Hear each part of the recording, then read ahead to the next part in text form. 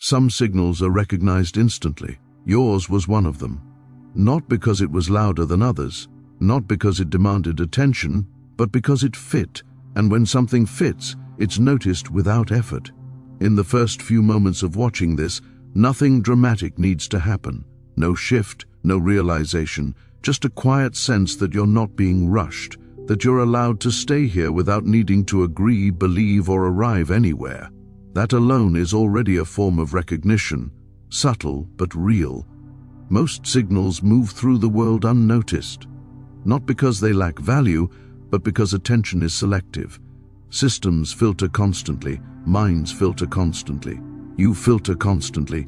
What passes through is rarely random. It's shaped by timing, context, and readiness. Not readiness as achievement, but readiness as availability. You didn't come here because something is missing. You came here because something aligned, and alignment doesn't announce itself. It feels more like familiarity than excitement, more like recognition than discovery. Consider how often you notice patterns without trying to, a repeated phrase, a recurring idea, a feeling that something makes sense before you can explain why. These aren't messages, they're not instructions, they're feedback. Signals that your attention and the environment briefly overlapped. This is where frequency becomes a useful concept, not as something mystical, but as a way to describe interaction. In physics, frequency describes repetition over time. In communication, it describes how often something appears within a channel. In awareness, it describes what you tend to notice repeatedly, without effort. You are surrounded by more information than you could ever process. Your nervous system solves this problem by filtering. What passes through is shaped by experience, expectation, and current focus. This is not a flaw, it's how coherence is maintained. When a signal repeats across different contexts, it stands out not because it's important in some absolute sense, but because it resonates with the current configuration of your attention. Resonance isn't belief, it's compatibility. You don't choose most of what you notice. You notice what fits through the filter you're already using, and that filter changes over time, slowly, quietly, often without you realizing it has changed at all. Think about moments when something suddenly became obvious that had always been there. A concept you'd heard before, but only recently understood. A behavior you recognized in yourself after years of not seeing it. A pattern that seemed invisible until one day it wasn't. Nothing new appeared. Your perception adjusted. This is why recognition feels instant. Not because the signal arrived suddenly, but because the conditions for noticing were already in place. Recognition is not an event, it's a convergence. You might notice this most clearly in conversation. Someone says a sentence that lands immediately, even if it's simple. Another person says something complex that doesn't register at all. The difference isn't intelligence, it's alignment. The words matched a structure already present in you. The same applies to ideas, to environments, to content, to moments like this one. This channel doesn't aim to convince you of anything. Conviction requires pressure. Pressure creates resistance. What works better is observation. Observation allows things to reveal themselves at their own pace.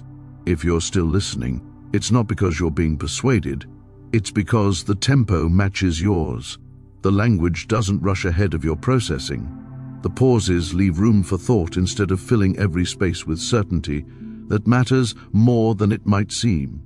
Most communication today is optimized for reaction, not recognition.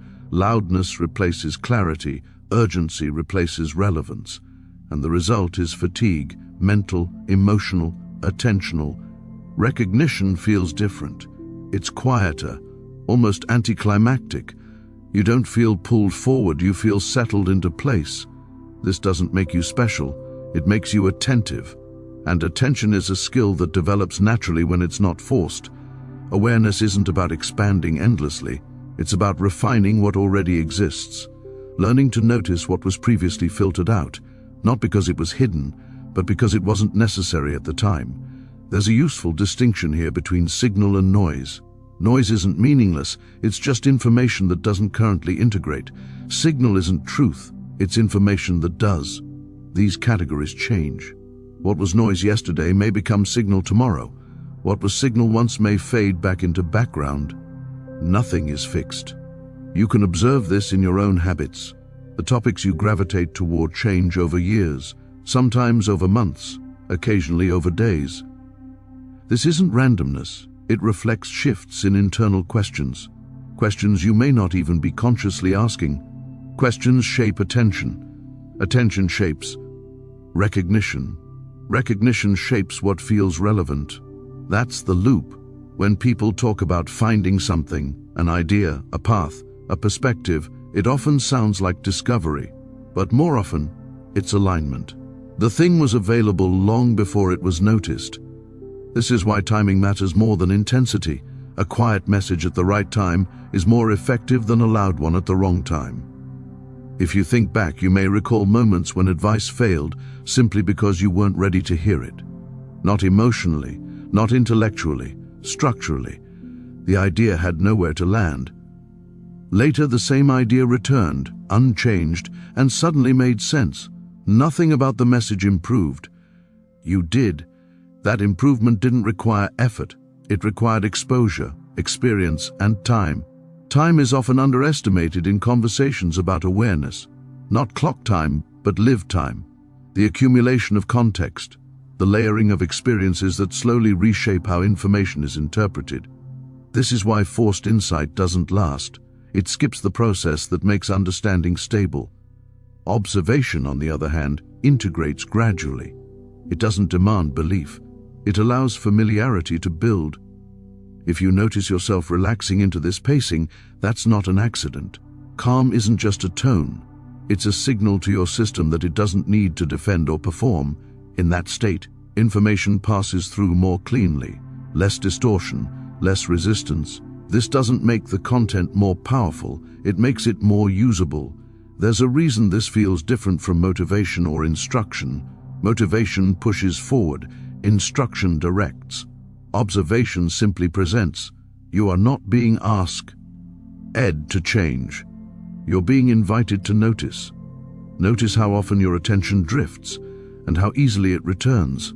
Notice which phrases linger longer than others. Notice moments when your mind connects this to something else you've experienced.